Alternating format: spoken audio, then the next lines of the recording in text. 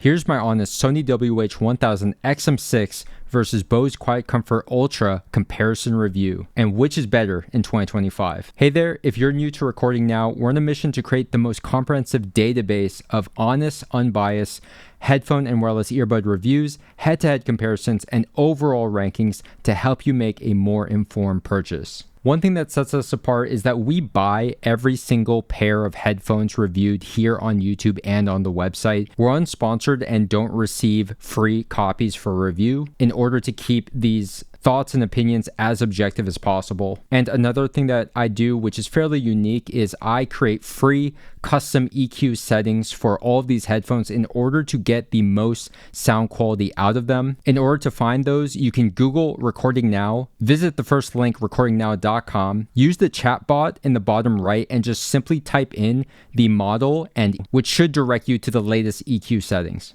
Alright, so moving on to the comparison, we're going to break down every single category and give an objective score to both of these headphones so that you can compare them against each other and any headphones on the website.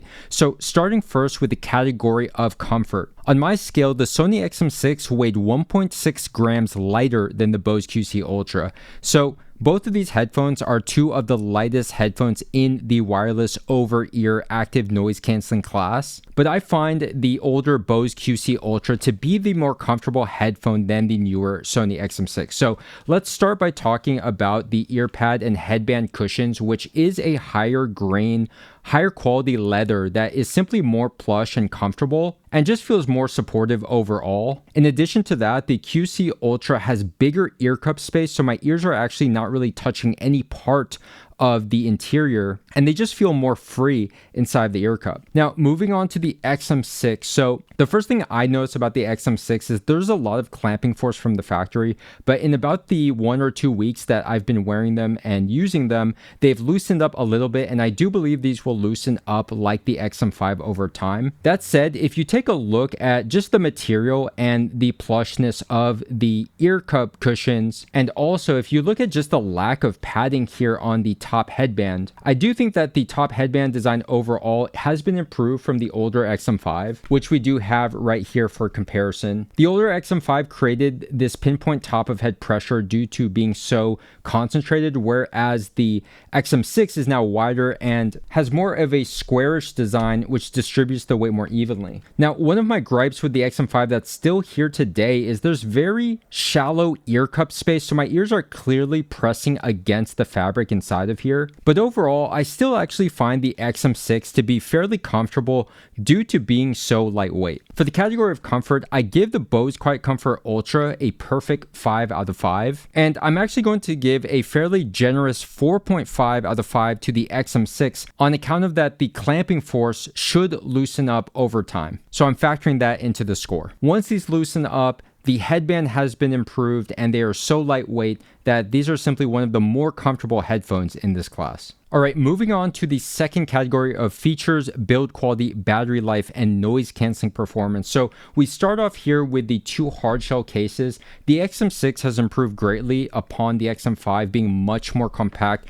due to the fact that the XM6 can now fold and collapse just like the QC Ultra. And as you can see here, the Bose QC Ultra still has the smaller, more compact hardshell case for traveling. Alright, when it comes to features, I'm just going to briefly go over this as other channels can talk more about the specs. We're going to focus more on the sound quality because for the most part, these are both modern headphones that have the multiple microphones for built-in calls. They also handle the noise canceling. These have multiple noise canceling and transparency mode levels between them. Only the Sony can turn the noise canceling off, which we'll get to in a moment and talk about the performance. But the one standout feature for me that I want to bring up is the new cinema mode in the Sony XM6, which is just a pleasure to use for TV, movies, even just watching YouTube. It adds this spatial audio effect. Now, Bose does have their own spatial audio rendition called immersive audio, which is also cool, but to me, I think that the cinema mode is better on the XM6. So moving on to build quality, this is definitely a category where the QC Ultra takes the cake because the QC Ultra uses metal here in the headband and on the hinges. So this is very clear, along with the fact that they are using that high quality grain leather that is just simply more supportive. The XM6 feels almost identical to the XM5, other than hopefully resolving that weak broken hinge issue that the XM5 had. Now they have included this aluminum piece in the middle of the hinge, and the fact that they bend should make these slightly more durable in the long term, but it's still mostly plastic on most parts of the XM6, and simply put, these don't really feel like $450 headphones. In my experience, and from the feedback that I've received from other owners of both of these brands, Bose headphones tend to last longer and seem more durable in the long run as compared to headphones like the Sony XM5 and XM4. Funny enough, people are bringing up the XM3, which seems to be lasting longer sometimes than the XM5 from some of the comments I've received. So I briefly want to touch on the controls here. So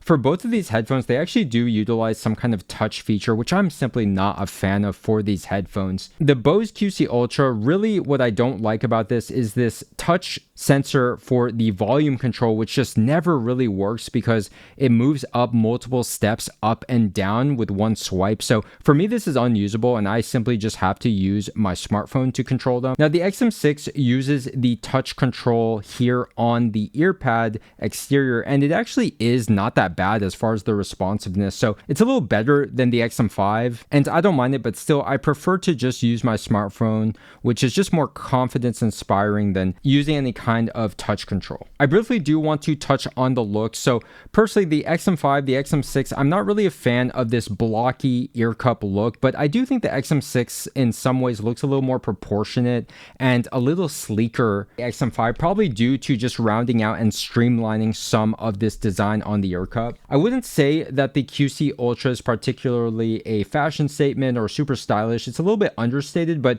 to be honest, it's pretty clean and there's nothing really offensive about it. So for battery life, the XM6 has up to 6 hours more battery life on a single charge than the QC Ultra at 30 hours compared to 24. Both of these are pretty solid, but you have the Sennheiser Momentum 4 at 60 hours that overshadows both of them. Now let's talk about the noise canceling performance, which I'm sure a lot of you are most interested in, including myself. So when the XM6 was announced and released, I was really excited and anticipating that the XM6 was going to push things forward for noise canceling, because I previously held the QC Ultra and the previous generation XM5 as being the best active noise canceling headphones on the market today.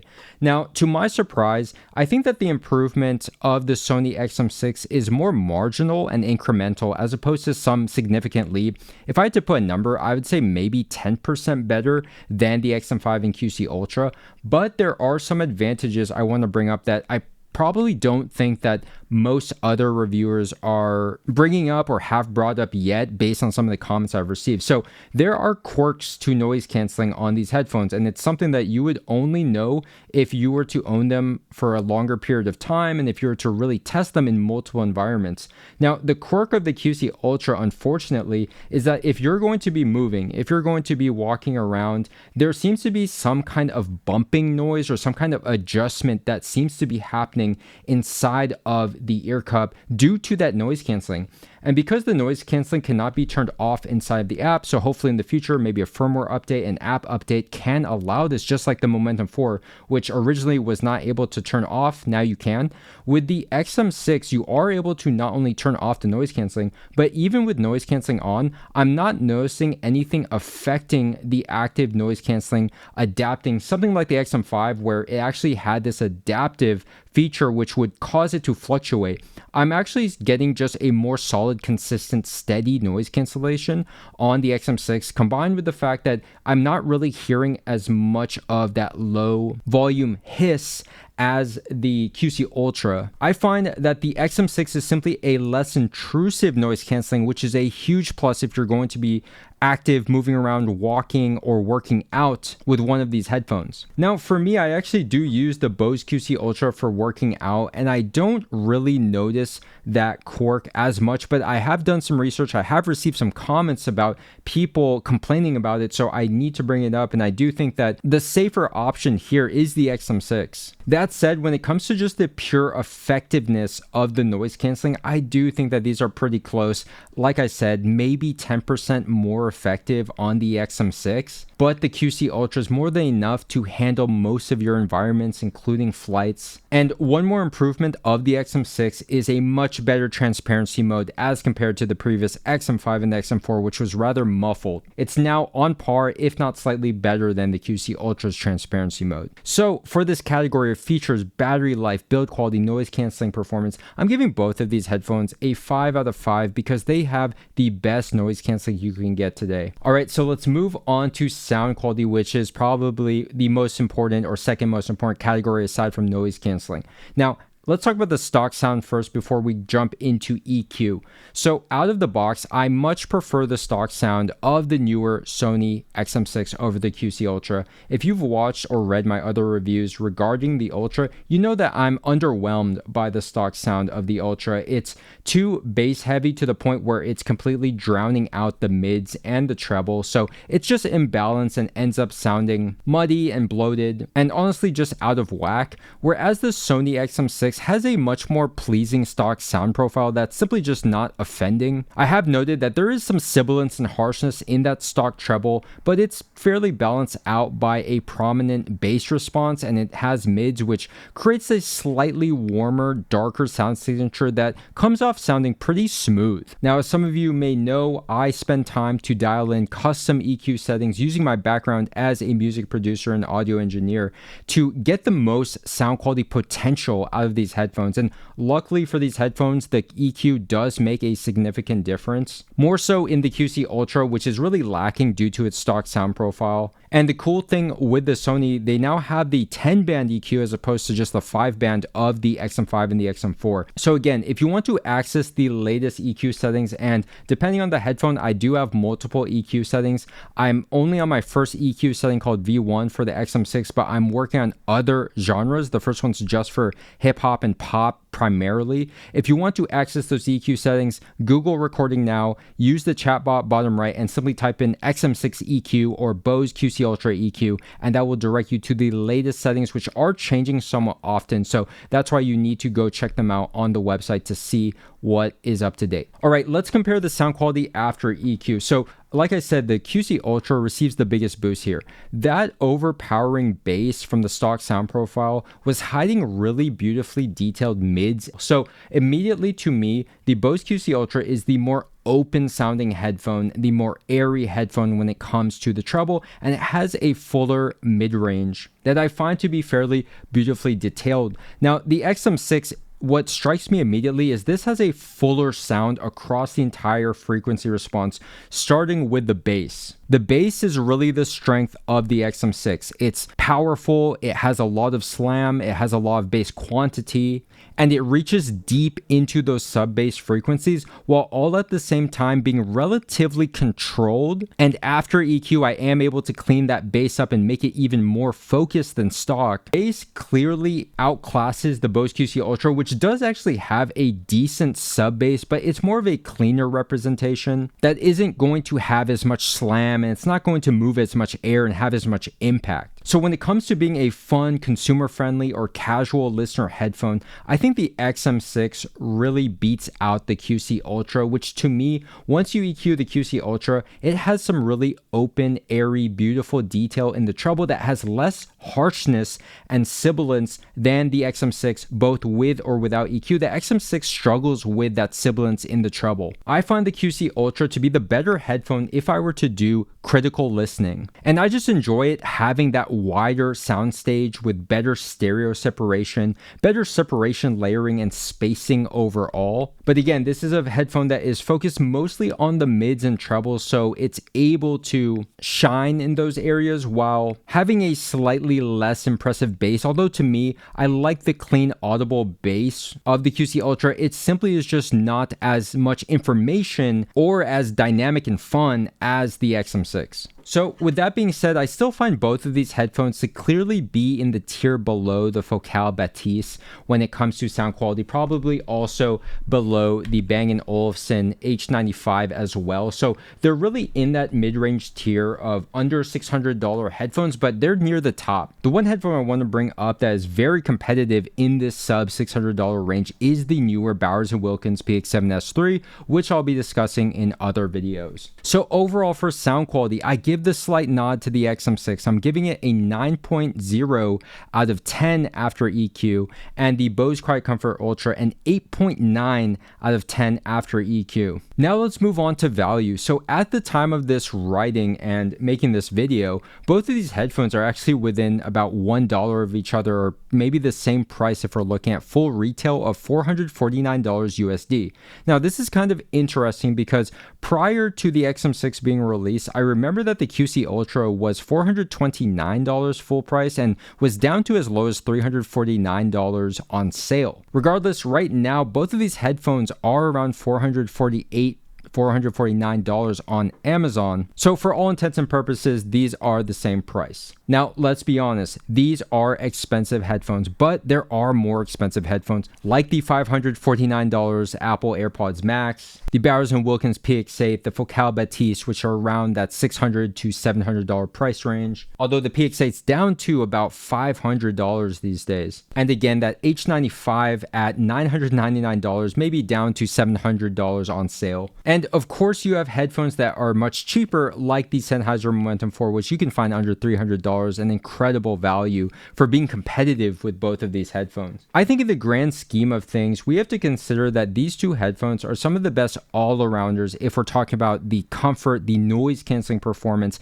and the sound quality, and not just sound quality alone, which, yes, those more expensive headphones do have slightly better sound quality, but obviously, as with anything, there's diminishing returns. But then as overall all-arounders for a travel wireless Bluetooth noise canceling headphone, you need to have the best active noise canceling performance, really good comfort, and that is a really hard to find combination that I honestly think that only the Bowers & Wilkins PX7S3 can really compete as a package, and even then its noise canceling is not on par with these two. So with all of that being considered, I do think both of these headphones are fairly priced, just considering the all-arounder package that you're getting. These headphones a 4.0 out of 5 when it comes to value. So rounding up the overall scores, I give the Sony XM6 a 9.0 out of 10, and I give the Bose QC Ultra a 9.2 out of 10, barely edging out the XM6. So this is really one of the closest comparisons that we've performed here at Recording Now, and I do think these are two of the strongest all-arounders when it comes to just a safe pick for a wireless over-ear Bluetooth noise canceling headphone. Now, personally, I could see people going either way. I could see a lot of people preferring the XM6 due to that noise canceling having less weird quirks, and also that consumer-friendly sound signature, which is simply more fun. It's more bass heavy, and I think most casual listeners would gravitate towards that sound profile. For me, when it comes to that sound quality, it just depends on what mood I'm in or what genre I even want to listen to. If it's gonna be more modern music, I would lean towards the XM6, but I still find the openness and the detail of the QC Ultra to be more up my alley, as I prefer a little bit more of a neutral, balanced sound. But for me personally, I think what actually sets these apart and is more of the X factor is going to be the comfort and the build quality of the QC Ultra, which I do think is really superior to the XM6. Again, I gave a fairly generous score for comfort with having faith that these are going to loosen up over time. They already are loosening up